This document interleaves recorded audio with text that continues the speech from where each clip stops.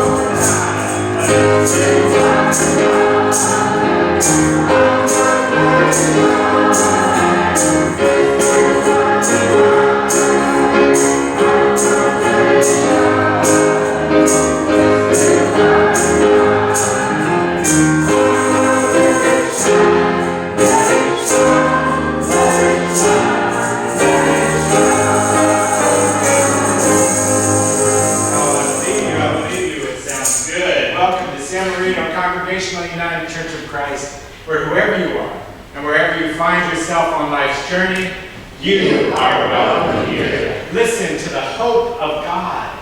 It is in the noise of life all around us. It's hope that fills children with life and brings fullness to the laughter of our neighbors. Can you hear it? It's hope that fills the voice with the shouts of justice and makes freedom a restless cause. This is hope. It is hope that hopefully moves the preaching of God's word to the living of God's word and helps prayer become a way of life. This is hope. Come, listen, and live in this hope. Amen? Amen. Let us sing together, Longing for Life.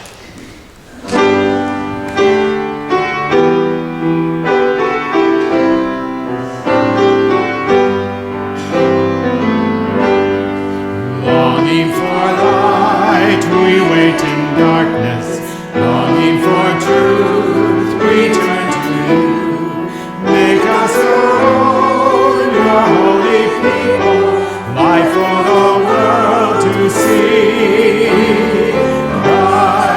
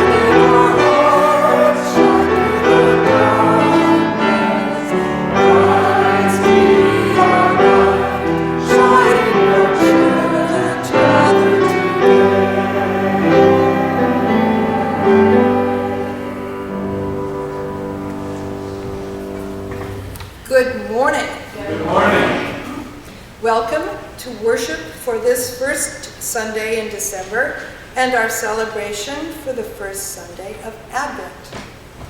Please join me now in our call to worship. Our God is getting ready to receive a gift of great joy. We will wait and watch for this gift. Be vigilant, be ready. The gift is about to appear. We give thanks that the promise of God is faithful and trustworthy. As we wait, we will listen for words of hope and joy, of promise and challenge. We will wait with open ears, open minds, and open hearts. Let us celebrate and be joyful as we wait together in anticipation of great joy.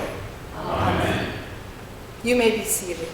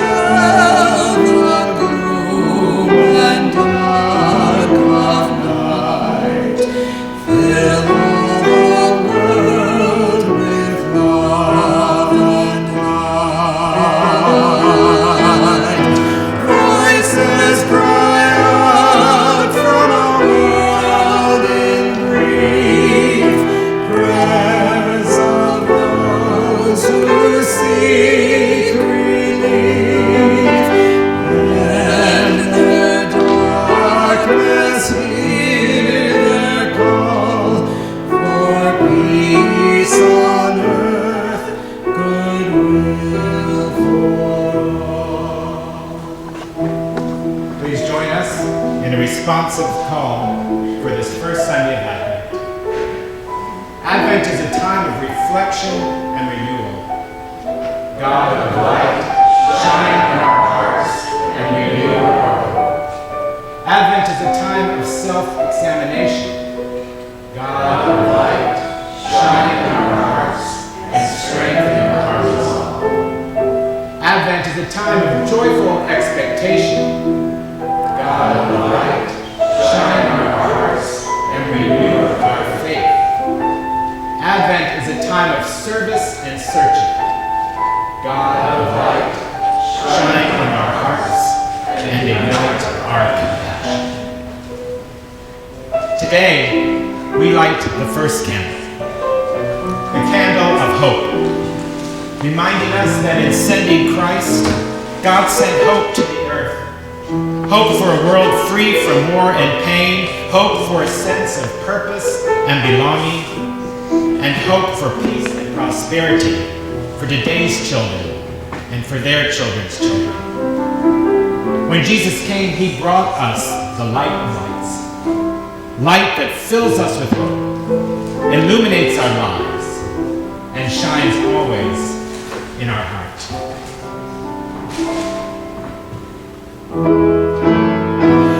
Voices cry out from a world in grief, prayers of those who seek relief. Mend their darkness, hear their call, for peace on earth, goodwill for all.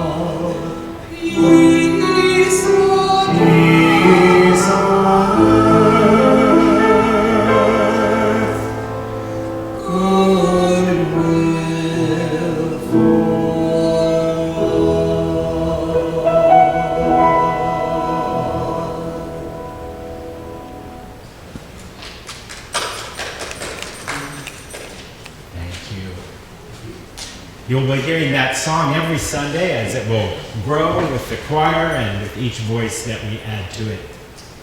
Well, today I thought I would, after you have all that turkey, you need a little help sleeping.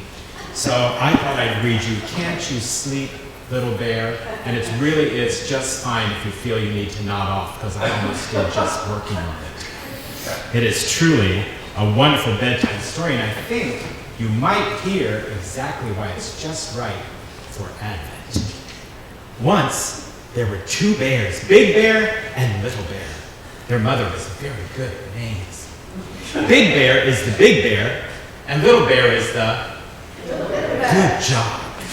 They played all day in the bright sunlight. When night came and the sun went down, Big Bear took Little Bear home to the bear cave. Big Bear put Little Bear to bed in the dark part of the cave. "Go to sleep, Little Bear." And Little Bear tried. Big Bear settled in the bear chair and read his bear book by the light of the fire. But Little Bear just could not go to sleep. "Can't you sleep, Little Bear?" Putting down his bear book, which was just getting to the interesting part, and padding over to the bed. "I'm scared." "Well, why are you scared, Little Bear?" "I don't like the dark." "What dark?" "The dark that's all around us." Big Bear looked and he saw that the dark part of the cave was very dark. So he went to the lantern cupboard and took out the tiniest lantern that was there. He lit the tiniest lantern and put it near Little Bear's bed. "There is a tiny light to keep you from being scared, Little Bear." "Oh, thank you, Big Bear." He cuddled up in the glow. "Now go to sleep, Little Bear." And he padded back to the bear chair and settled down to read his bear book. Little Bear tried to go to sleep, but he just couldn't. "Can't you go to sleep, Little Bear?" yawned Big Bear, putting down his bear book with just 4 pages to go to the interesting part, and padding over to the bed. "I'm scared." "Well, why are you scared?" "I don't like the dark." "What dark?" "The dark that's all around us." "But I brought you a lantern." "Only a teeny weeny little one. And there's lots of dark." Big Bear looked, and he saw that Little Bear was quite right. There was still lots of dark. So Big Bear went to the lantern cupboard and took out a bigger lantern. He put it beside the other one. "Now go to sleep, Little Bear." And he padded back to read the Big Bear book by the light of the fire. Well, Little Bear tried to go to sleep, but he just couldn't. "Can't you sleep, Little Bear?" grunted Big Bear, putting down his bear book with just 3 pages to go. "I'm scared." "Why are you scared, Little Bear?" "I don't like the dark." "What dark?" "The dark all around us." "But I brought you 2 lanterns, a tiny one and a bigger one." "Oh, not much bigger, and there's still lots of dark." Big Bear thought about it, and so he went to the lantern cupboard and took out the biggest lantern of them all with 2 handles and a piece of chain. He hooked up the lantern above Little Bear's bed. "I brought you the biggest lantern of them all. That's to keep you from being scared." Thank you, Big Bear." And Little Bear sat in the glow and watched the shadows dance. "Now go to sleep, Little Bear." And he padded back to read his book. Well, Little Bear tried and tried and tried to go to sleep, but he just couldn't. "Can't you sleep, Little Bear?" said Big Bear, putting down his bear book with just 2 pages to go, and padding over to the bed. "I'm scared." "Why are you scared?" "I don't like the dark." "What dark?" "The dark all around us." "But I brought you the biggest lantern of them all, and there isn't any dark left." "Yes, there is. There is out there." And he pointed to the big entrance to the cave that looked very, very dark. "See?" Big Bear saw the Little Bear was right. Big Bear was puzzled. All the lanterns in the world couldn't light up the dark outside. He thought about it for a long time and then said, "Come on, Little Bear." "Well, where are we going?" "Out." "Out into the darkness?" "Yes." "But I'm scared of the dark." "No need to be." And he took Little Bear by the paw and led him out of the cave into the night. And it was dark. Ooh, I'm scared. He cuddled up to Big Bear as he lifted Little Bear and cradled him and said, "Look at the dark, Little Bear." And Little Bear looked. "I've brought you the moon, Little Bear, the bright yellow moon and all the twinkling stars." But Little Bear didn't say anything, for he had gone to sleep, warm and safe in the Big Bear's arms. Big Bear carried Little Bear back into the bear cave, fast asleep, and settled down with Little Bear on one arm and the bear book on the other, cozy in the best chair by the fire. And Big Bear read the Big Bear book right up to the end. What are you waiting for? Do you think the light will come? I think it's already there if you look for it. Thank you for being here, and bless you. And all of our Lord, oh look, we put Eliza to sleep. I'm so glad. My work here is done.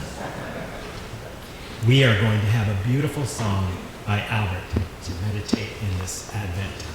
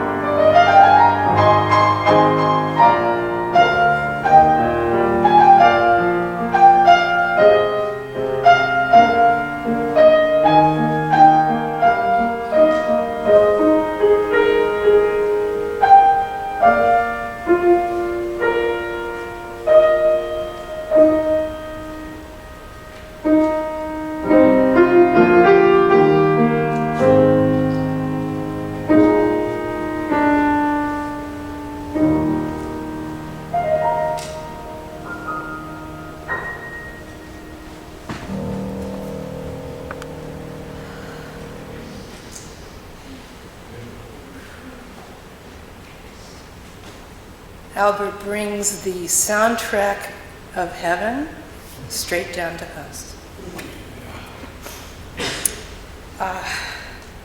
Today marks both the beginning of the liturgical year and the start of Advent. And although Advent is a time of waiting and preparing, it's also a time of decision-making. What do we hope for? How do we plan to get there? And whose help do we need along the way? Like Jesus' mother Mary, you are invited to ponder these things in your heart as you listen to these words from the prophet Isaiah and rekindle your hope. This is what Isaiah ben Amoz saw concerning Judah and Jerusalem.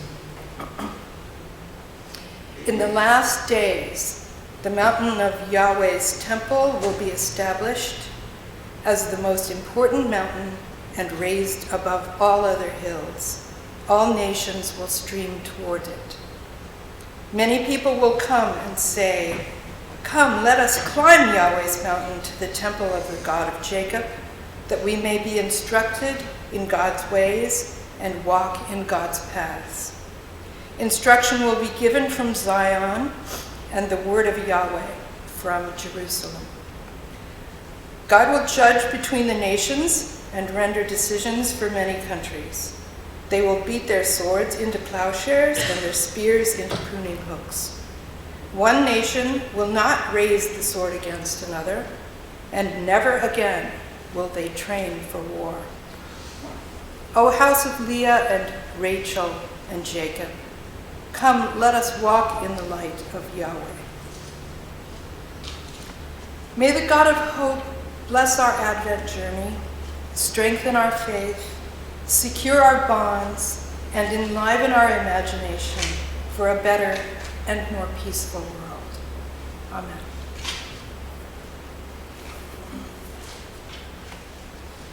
The day is bright and warm for December 1st, but the logs in the marsh pond are bare. Spring to summer into early fall, they've served on sunny days as spa to a dozen or so painted turtles. I would see them basking, splay-legged, stretching their leathery necks out full length, avid for every luscious atom of sunlight and sun warmth. Out of sight now, they've not escaped the harsher cold that's coming. The water is maybe waist deep in this pond, but a murky soup clogged with roots and plants. One day in the fall, as water and air cooled at some precise temperature, an ancient bell sounded in the turtle brain, a signal. Take a deep breath. And each creature slipped off her log and swam for the warmer muck bottom. Stroking her way through the woven walls of plant stems, she found her bottom place. She closed her eyes and dug into the mud. She buried herself. And then, pulled into her shell, encased in darkness, she settled into a deep stillness. Her heart slowed and slowed, almost to stopping. Her body temperature dropped and stopped just short of freezing. Now beneath a layer of mud, beneath the weight of frigid water and its skin of ice and skin of snow, everything in her has gone so still, she doesn't even need to breathe. The iced over pond will soon be empty of oxygen, so it's a good thing. Sunk in its bottom mud for 6 months, she will not draw air into her lungs.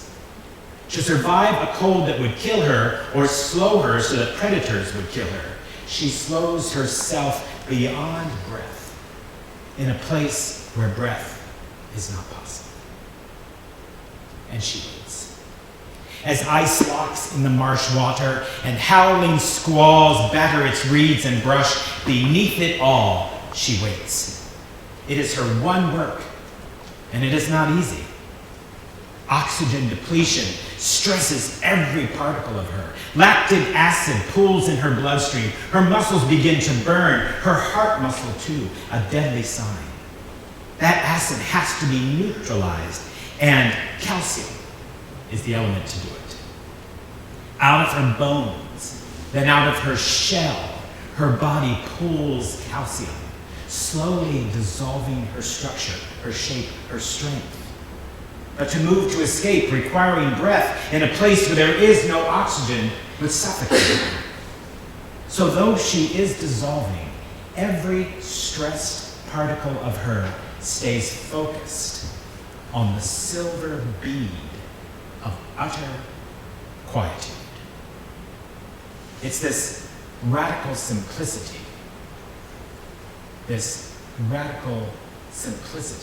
that will save her. And deep within it, at the heart of her stillness, something she has no need to name, but something we might call trust. That one day, yes, one day, the world will warm again, and with it, her life. Will you please pray with me? God of promises, we gather in expectation, wondering about this season and recognizing the longing within us for all your promises to be filled full. As we wait for your coming, may we shape a space for you this Advent, creating a time and a place to hear your word for our lives. May our time together now in this hour be one of renewal as we listen to the good news of your reign of peace in this world. Amen. Have you ever waited for something so long you thought you might dissolve before it happened? Have you ever anticipated something with such longing and such fervor that you wondered if you were sinking further and further into the mud and muck of life as it seemed to take longer and longer to get here? Have you ever hoped for something so much and for so long that you felt the very marrow of your life being sucked out of you and wondered if your greatest desires could ever, would ever be fulfilled? These are the questions of Advent. These are the questions asked for hundreds and hundreds of years as the promised Messiah never seemed to appear, and the hopes the children of Israel had harbored for peace and for justice and for relief seemed to suck the very oxygen out of them rather than fill them with new life and new hope. And perhaps, just perhaps, you have an inkling of how they felt. When will we ever see the swords of this world turned into plowshares? When will we ever see the lion lie down with the lamb? When will we ever see the guns melted down and the prisons emptied out? My parents' dear friend Esther Augsburger, along with her son Mike, created an extraordinary sculpture that Wyatt will show to you now. It's currently housed there at my alma mater, Eastern Mennonite University in Harrisonburg, Virginia. It used to be in Washington, D.C. It's called Guns into Plowshares. And it's a 16-foot tall, 4-ton sculpture, as you see here, depicting a plow covered with more than 3,000 handguns. I've given you some close-up pictures of those disabled guns there so that you can see it. It's extraordinary. And the feeling you get from being there and touching that sculpture is really something. It was inspired by our text for today. In his speech for its dedication, peacemaker Darrell Byler intoned just some of the names of places in our country directly affected by gun violence, including Sandy Hook and Las Vegas, and we could name so many more. Saying that the artist, along with Isaiah, as we heard in today's text, dared to imagine a day when, rather than destroying enemies with guns and weapons of war, humans would find the God-given strength and courage to feed their enemies with the produce tilled and grown in our fields, plows instead of guns. But it's not easy to hold such hope, is it? Especially when we see it multiplying around us and on our screens every day.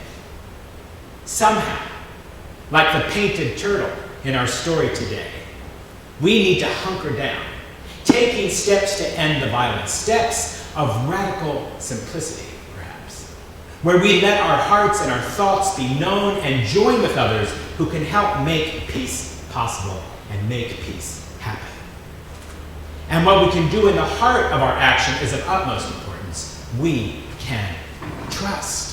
Trust that God is at work. Trust that a new world is coming. Trust that the Christ who is born anew in our hearts and our world is working with us to bring about the reign of peace promised to us through Scripture and through our hearts. At the beginning of this new church year, this is the first Sunday of a brand new church year. We remember who is really in charge of everything and set our hearts on being part of this one's plan. But as lovely as these verses are, they also paint a very clear picture. While God is the one who brings this dream to reality, there's work for us to do too, in reshaping the instruments of war, violence, and destruction into instruments of peace and provision for all. As we dream of a more peaceful world and a place where all of God's children can thrive and prosper, we must not only wait like the painted turtle, but focus our energies as she focuses her attention on that which will sustain and ultimately resuscitate her and bring her back into the light. And so we ask, where will we focus our energies during this Advent season? Where will we place our hope? Where will we work for justice, and where will we be willing to not just bring about peace, but call for peace in our own relationships and within the world? Even as we hunker down and hope, we must remember that this is not a sit and wait kind of anticipation in Advent only. We are to be a people who act and move and participate even as we anticipate the promises of God. During this Advent, for the sake of peace, we can take real concrete steps to heal division, alienation, and broken relationship in our families, our communities, and the world, if we but have the courage to do so. Beginning with just one step, one relationship, perhaps one apology, one offer of peace. We need to believe that we can be part of God's dream. Amen.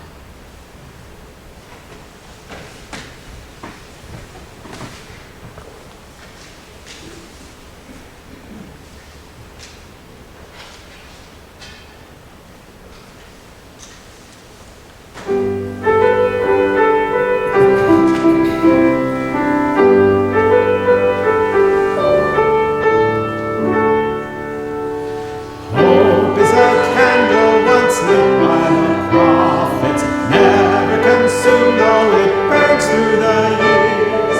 Dim and daylight and power and privilege, in it all, hope will shine on. Peace is a candle to show us a pathway, threatened by gusts or rage or greed. Friend, feel no envy for those in the shadows, violence and force, their dead Love is a candle whose light makes us circle, where every face is the face of a friend. Light in the circle by sharing and giving, God's golden dare, love everywhere. Joy is a candle of mystery and laughter, mystery of light that is put in the dark. Laughter as hearing the voice of an angel, ever so near, casting out fear.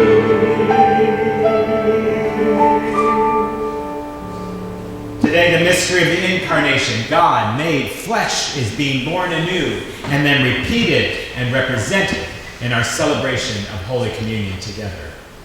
Here, we have material reality in the form of these universal foods of bread and of wine, symbolized by the grape juice we use here, that all may be included.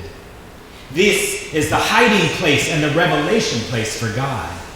Here we are reminded that God is always hidden yet perfectly revealed in the material world.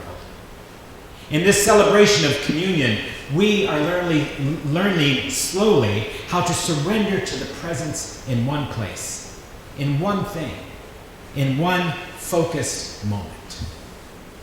As I hold the bread aloft, I'm saying, see it here, get it here, trust it here. Recognize that the presence is not only here, but when you leave this sanctuary, when you meet people who are of a different religion or race, somehow strangers, you think. Trust that each and every person is created in the image of God. Jesus spent a great deal of his ministry trying to break down the false distinctions between God's here and God's not there. He dared to see God everywhere, even in sin, even in enemies, even in failures and outsiders. Jesus dared to show us that life is stronger than death, and each season our hope, our trust can be born anew. As our servers come forward, let us bless that which we are about to receive with the words our Christ taught us to pray. O God, who art in heaven, hallowed be thy name. Thy kingdom come, thy will be done, on earth as it is in heaven. Give us this day our daily bread, and forgive us our trespasses, as we forgive those who trespass against us. And lead us not into temptation, but deliver us from evil. For thine is the kingdom, and the power, and the glory forever. Amen. As we eat together at this table, we remember the importance and the words and the actions of all meals in the tradition of Jesus. We break this bread in celebration of the great truth that on this tiny planet, hurtling through cold, empty space, death is made the servant of life, and out of death, life is forever resurrected. These cups, with their fruit of the vine, are a celebration that things are not always as they seem, that out of faithfulness and steadfastness, out of suffering and sorrow, may come unsought blessings. Bread, the very stuff of life, broken. Wine, fruit of the vine, cup full. Come to this Advent feast as we remember and celebrate and wait.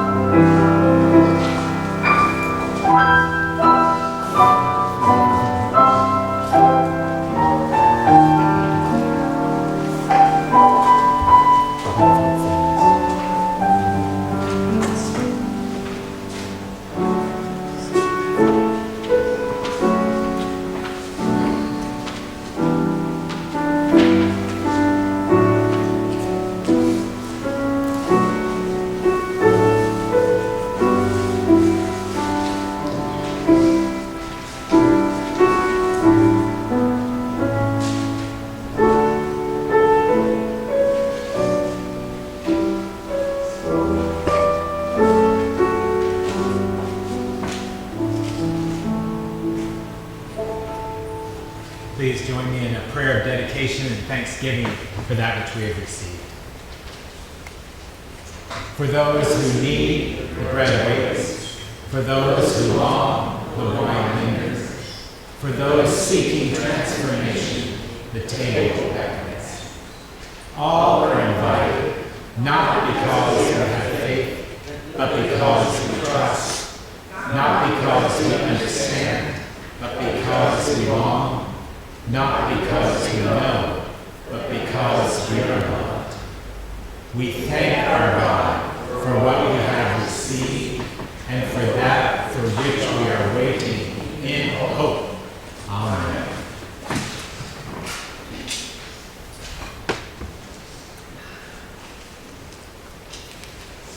This is our time to give and to hear about our common life. As you consider your offerings for today, please hear these words of invitation. If this Advent is to be about more than going through the motions, then we must be ready for the Prince of Peace in new and radical ways. We can start with a total commitment of our resources and our lives to the cause of God's peace in the world. And when we give our financial gifts to the ministry of our church, the benefits travel widely through the connections of our denomination. But nowhere is the impact greater than in our own hearts. We are invited to use this time of offering as an opportunity to ready our hearts for Christ's arrival. Will the ushers please come forward?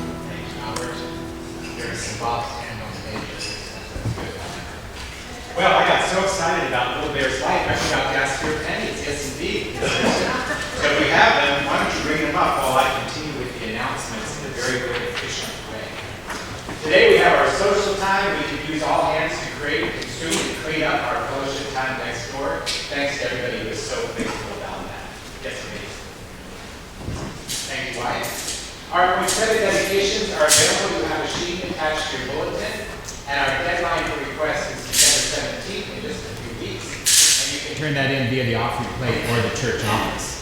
Boy, I'm glad I didn't forget. Listen to this. Way to go. I like it. We also take paper. Okay, thank you very much. Oh, thank you. Yes, always go to your husband's bedside table and take what he has too.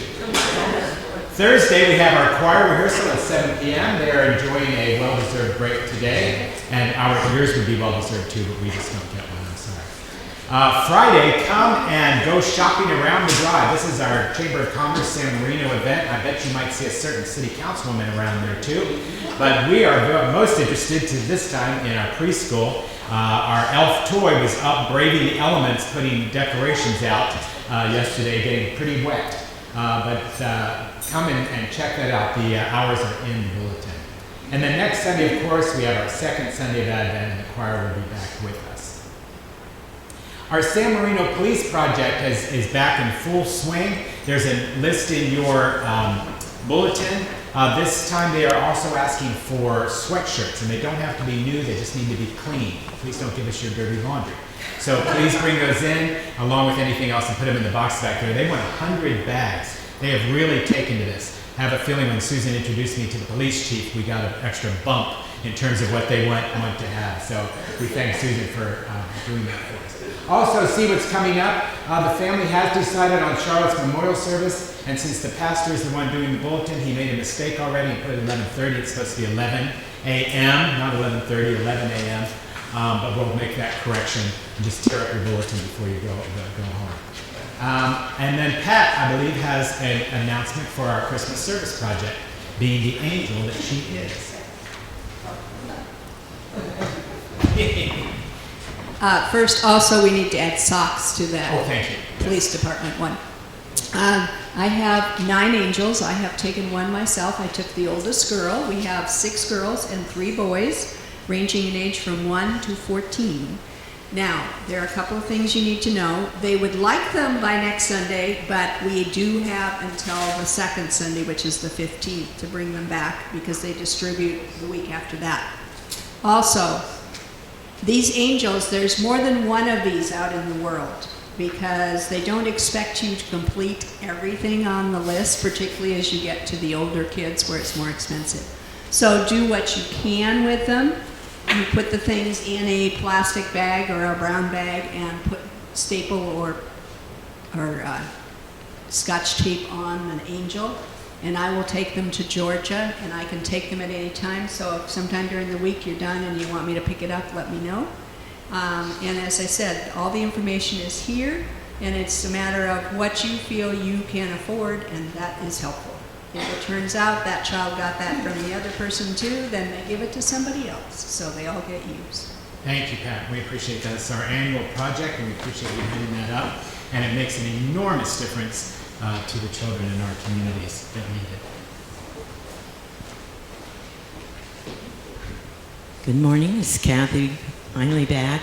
I have brought some cup cozies that were crocheted by a friend of mine, and she gave them to me. She thought, well, maybe you would like them, and she said, okay, they're $5, and 20% I get to keep, but I want to give it to the Christmas Fund, which I think Yes. is Veterans of the Yes. Cross, or Yes. whatever the name. And the other 80% will go to cancer research. Wonderful. So I have 6 or 7 of these, different colors and styles, and I'll like this one. Excellent. But I'll give you this one if you want this one. But this is the one I chose. Okay, thank you so much, Kathy. And David will be kicking off our Christmas fun next week. Another announcement? Oh, yes, Miss Kim. Can't wait to hear this one. This is the announcement. Yeah, no, you can. The prayers are coming up. We do everything in order here at City Union. Are there any other announcements? If our ushers will please come forward.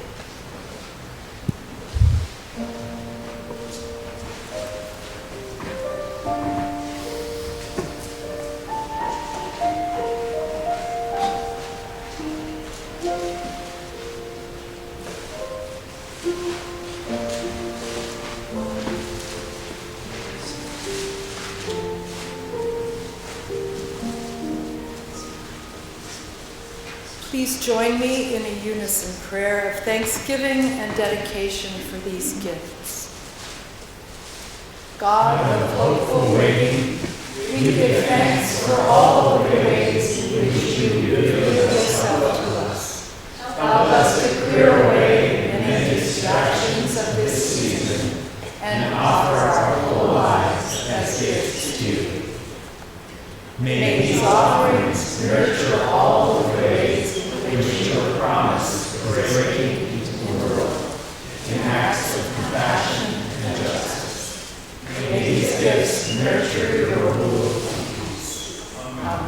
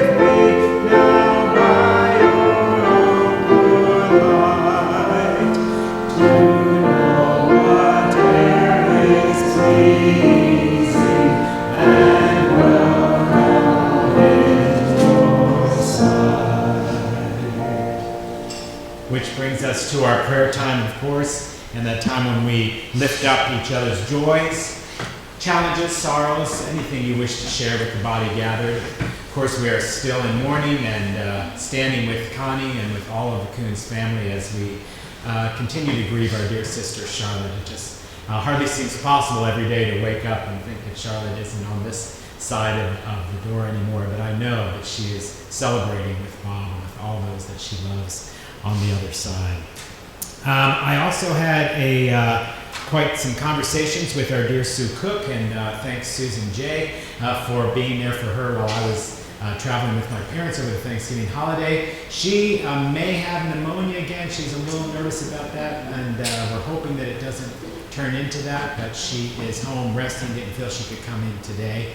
And she asked for prayer for her dear friend, Maddie. She calls her sister Maddie, and Maddie's husband, Aubrey. Maddie is healing from a lymph infection, and they're really hoping that that will clear up. It's a very painful thing. We are also praying in my family for a dear, dear friend of my sister's named Russell, and for his wife, Bee. He is having many complications from some heart problems that he had, so we're keeping them and their family in prayer. I thank you for your prayers for my parents as they made their way out here. They made it safely, although it delayed about 5 hours. So they got in around midnight on Monday, but I think you're about recovered by now. And we had a wonderful celebration braving through the rains to get to Palm Springs. Holly and Daryl Burns, our wonderful members, send their love to each of you and hope to be here in January for our annual meeting, so they will see you then. I know there are other prayers, and I'm going to start in the back with Miss Kim, who had a prayer request that she wanted to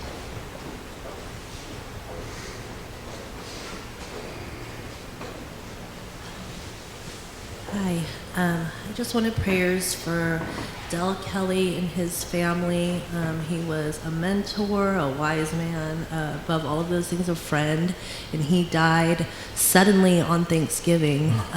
So it's been a shock. He touched a lot of people in this Pasadena, kind of San Gabriel Valley area. He was a teacher, a professor at Cal State LA for decades and decades. I just want prayers for his children, his wife Jane, his grandkids. Absolutely. Thank you, Kim. Our hearts are with him and his family. We're very thankful to Susan J. for filling in for Sue and taking the prayer request. Thank you. Prayers of encouragement for Cynthia after having a very difficult week 2 weeks ago. The docs had changed her medication for her virus, and she had a very, very successful week this week and is resting up so that she can hopefully go to work tomorrow. Our prayers were truly answered. We were really beseeching God for Cynthia. Prayers of safe travel for all the people who are traveling now and throughout the week. Amen. Thank you for that. Prayers for the family of the 2 people who were stabbed to death on London Yes. Bridge. My heart goes out to my old country and also to Holland. The other one over there, the world is crazy. That was a beautiful monument you showed us that your friend has made with guns. Yeah. That's incredible. Yeah. Maybe read another one I with know. knives too. Whatever. And also prayers for safe travel for myself on Thursday as I depart to New York. May God please be with me to keep my mouth shut. Lydia's visiting her children.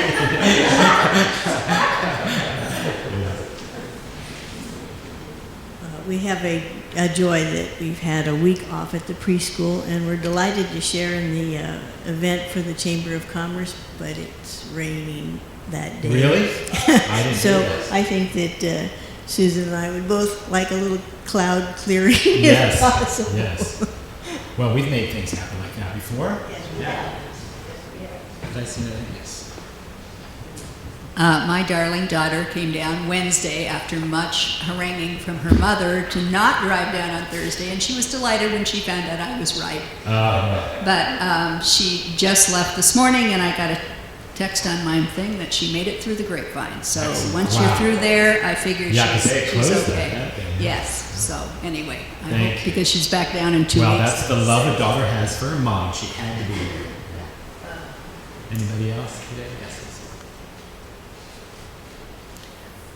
It was crispy cold in here this morning, and it reminded me of the people who have to live outside in tents. And I just looked at them and I thought, how on earth do they keep warm? It's so yeah, prayers for them that they, and prayers for those of us who see the winter and get depressed, and some who actually let go of their lives in this season. Yes. You know. Seasonal affectional disorder. Yes. Thing, yes. Well, let us be in prayer together. I'll give you a moment of silence to begin.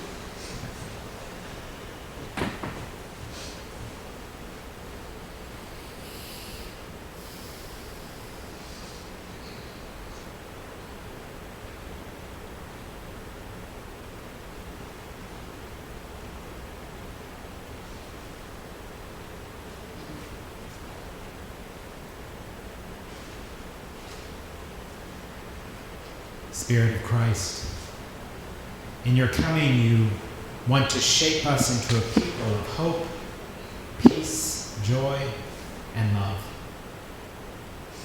But we confess that instead of hope, we often allow cynicism to shape us, and we fashion for ourselves shields of biting humor and noisy alarms to protect our hearts and our hurts. Instead of peace, we allow fear to shape us and fashion for ourselves weapons of preemptive violence to protect our homes and our homeland.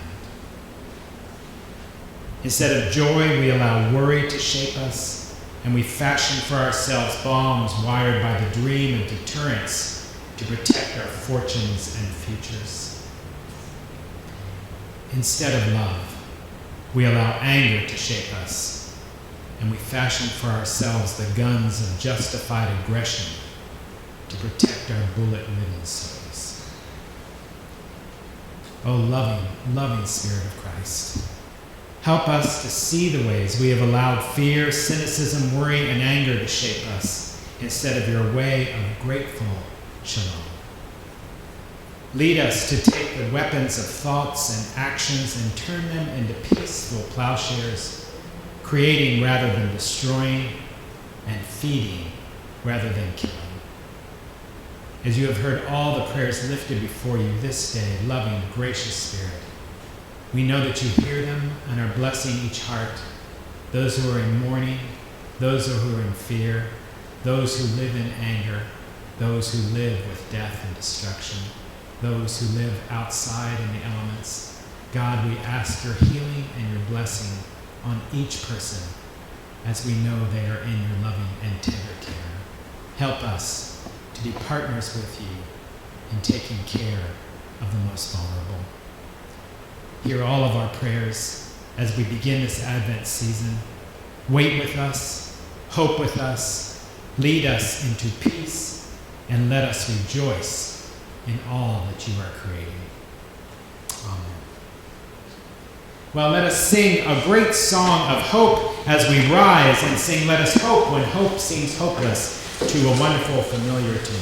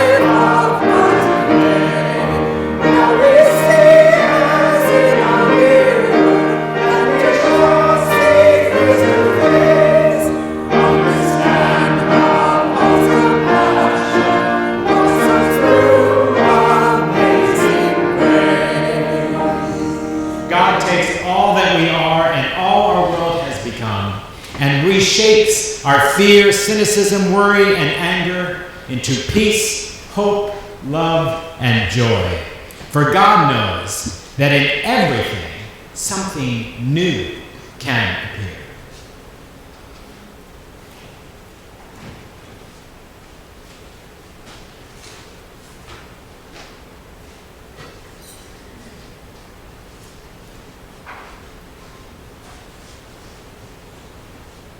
For you see, our weapons of destruction can become tools of fruitfulness. Our cynical minds can become fertile with hope.